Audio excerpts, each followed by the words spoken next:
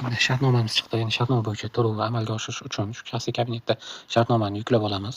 Bunda tanishib chiqamiz, qaysi korxona bizga ya'ni lot berganimizdan keyin umuman boshqa korxona ham yutib olishi mumkin.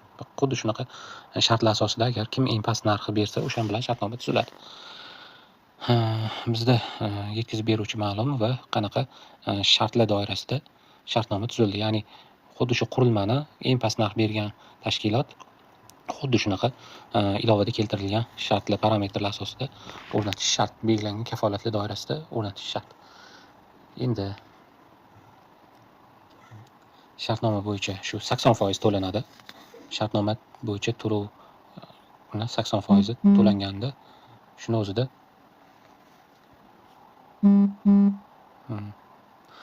quyidagi hisob raqamga to'lanadi.